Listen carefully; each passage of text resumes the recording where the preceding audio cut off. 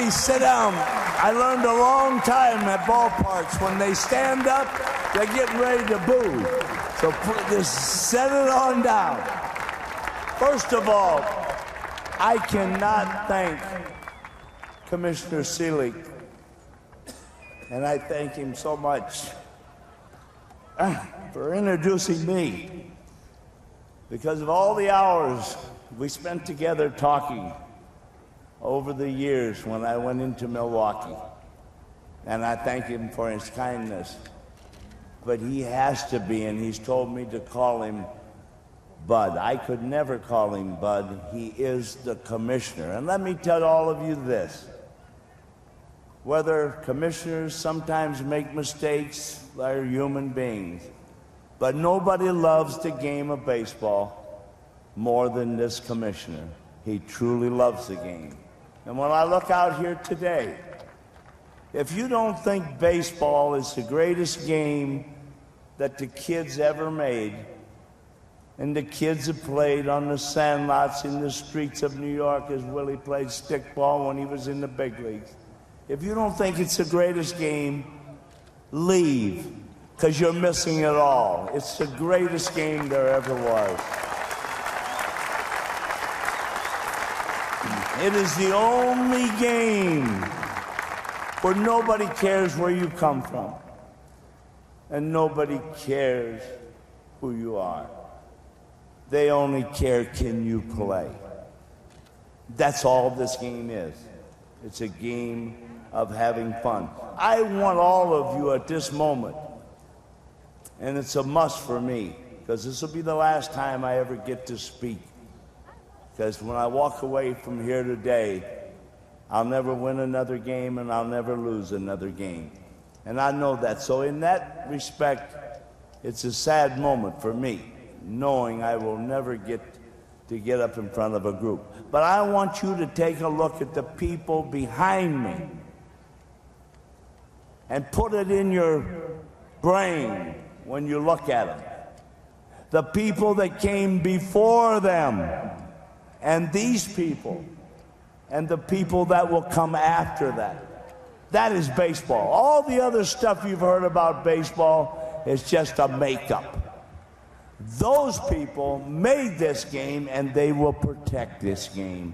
And when you sit in a room with them, and you look around, you say to yourself, my goodness, George Sugar, how could we come from the streets of Santa Barbara to Cincinnati, Ohio?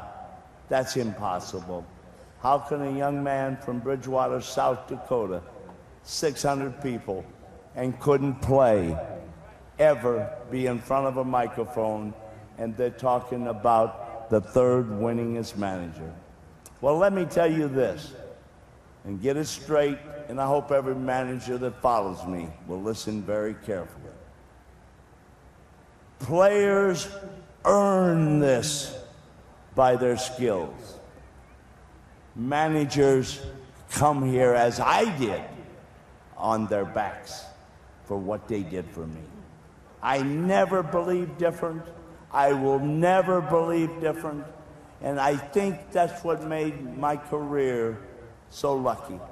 I was smart enough to know the people that were doing the work. And I could never, under any circumstances, ever thank them. I thank the Veterans Committee for giving me this honor.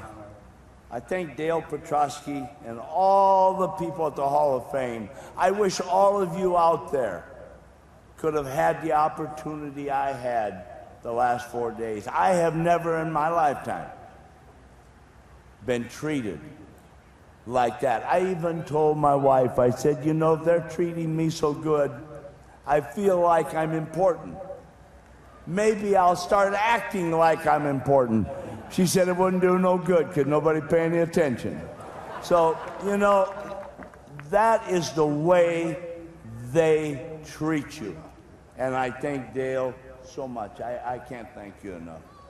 I thank the media and the fans. The fans were very patient with me all the time, very patient. But the most important thing was the media. Because they used to come into my office and they wore high boots that were up to here. And I got the message. I got the message well that they thought I was throwing some stuff that wasn't too correct. And they were right. I was throwing a lot of it out there because things weren't going too good, and when things weren't going too good, I always learned one thing. Just throw a lot of baloney and keep them off track. I'm not going to mention players individually or coaches individually, but I'll tell you this. No coach ever worked for me in my whole career. I worked with coaches. And that was the thing I think I enjoyed so much. We were together. We worked together. They told me many times what to do, and I listened. Because you know something? It's a funny thing. There are other people besides a manager that are smart. You know, a manager has that above his door. He could be the dumbest moron there ever was, but as long as he's manager, he's got manager above his door. That don't work. There's two kinds of manager. One that ain't very smart. He gets bad players, loses games, and gets fired. There was somebody like me that I was a genius. I got good players, stayed out of their way, let them win a lot, and then just hung around for 26 years. It was a lot of fun.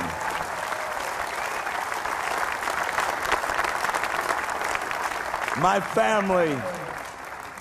family, she will kill me because my wife does not ever want anything said about her. She don't want to be photographed. She don't want to be interviewed. She let me have all the freedom in the world, and that's the reason I was able to be so lucky. She let me go and let me be free, and that I can never thank her enough for, my wife, Carol. She raised my 3 children, and I cannot take any credit for them being raised. I can take credit now because I can give things, but I can't take nothing for the times that were tough, and she had to raise them, and what a job she did. I have 3 kids today, 42, 39, and they don't like those ages, 38, but they are the finest young people for me, in this whole world, and that's because of what Carol did. First of all, I want to introduce my son Lee and his wife Dawn. And then I have my daughter Shirley, and I always called her Sissy. She thinks I'm nuts. And her husband Jan. And then I want the youngest one, Albert, and his wife Sarah. And then all the grandchildren that are here. We have 14, so we won't go into all that.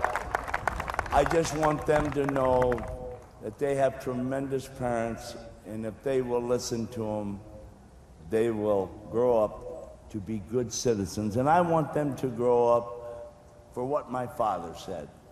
And I was 11 years old.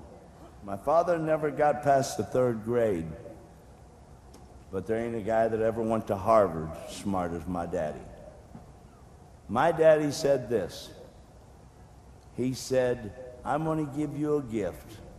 It's the greatest gift to take all the way through your life. And if you live with this gift, everything will work perfect. And he said, son, I'm going to give you a gift that'll never cost a dime. And that gift is this. If every day of your life and every person you meet, you will just be nice to that person and treat that person like they are someone. And you know, I can tell you this, I have tried as hard as I could. And there's no way you can try any harder than I have. My daddy was all man. He didn't need no big degrees to walk tall. He could walk tall just from the way he handled himself.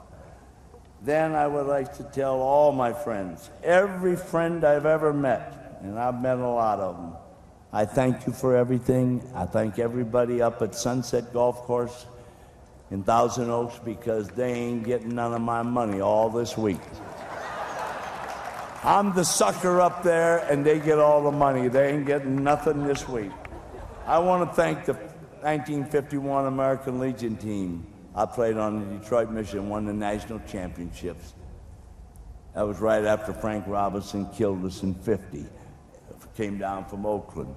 And in 1951, we won, and they're here today, a whole bunch of them, and I thank you so much. I want to thank the 1948 Trojans, the national champions that beat Mr. George Bush, the late President George Bush, not late, but the president that was here. We beat them 2-1, and I was the bat boy at USC for 6 years. And I think that saved my life from the neighborhood I came from. I came from a neighborhood when you talk about things that are not too good. It wasn't too good, but I'll tell you what, I wouldn't trade it for one single second. That's what made me, I think, who I am today, is because I came from a neighborhood of good people. I want to thank, and I have to so much, for my father. He started me in the game. Rod Dado. I can never tell you about Rod Dado, and I'm not going to go into it up here. Rod Dado is there and will always be there till they put me away. He was like my second dad. He called me Georgie. The only other person who did that was my mama.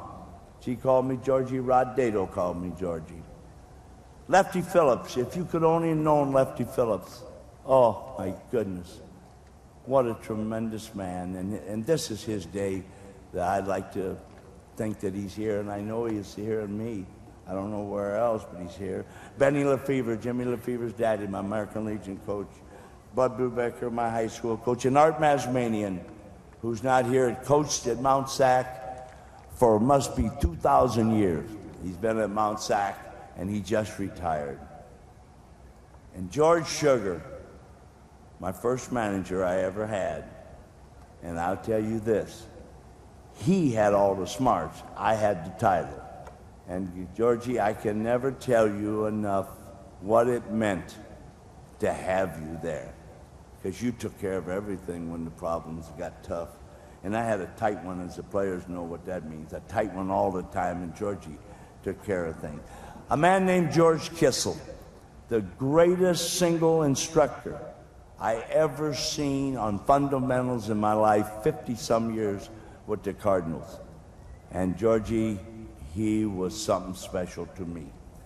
And then, I'm going to get it going here, Chief Bender, goodness, Chief, my first farm director, put up with me for 13 years, had to scream a lot on the phone at me a lot of times because he didn't really like all the things I was doing, but we're tremendous friends. And Dick Wagner. Dick Wagner was my friend when I was at Cincinnati. He's my friend now, and he'll be my friend when I leave this great world of ours. Bob Housen. He's the man who caused me all the trouble. Everybody said, why do I wear a Cincinnati hat? Why don't I wear a Detroit hat? I had no choice. Bob Housen gave me a job at the age of 35 years old. I thought he was crazy. I think the world thought he was crazy. But he had the courage and the vision to see what he wanted to see from a manager. I will always be indebted to him for everything, because everything in my home, everything I put on me, all comes because of this single man, Bob Housen, hiring me. And I thank you so much, Bob. And then is Jim Campbell over at Detroit. James Arthur Campbell, don't ever forget that name. James Arthur Campbell was so much fun, you would go crazy being around him. And I drove him nuts. He said that he was afraid to pick up the paper every morning because he was afraid to see what I was going to say. I said, Jim, don't worry, cancel your subscription. There'll be no problem. But I know he's here today because I've never forgot him, and I never will forget him. And then I'm going to tell you something special. Dan Ewald. I've known Dan Ewald for 22 years. And me and Dan are like as close as you can possibly get. You couldn't get any closer than we are. And I want Dan to know on this day, he means so much to me. And the last but not least is my mom and daddy. They're here today. Mama was so quiet, so gentle. She used to say to me, Georgie, how come I raised all chiefs and no Indians? And I said, Mama, I don't know why, but I know this.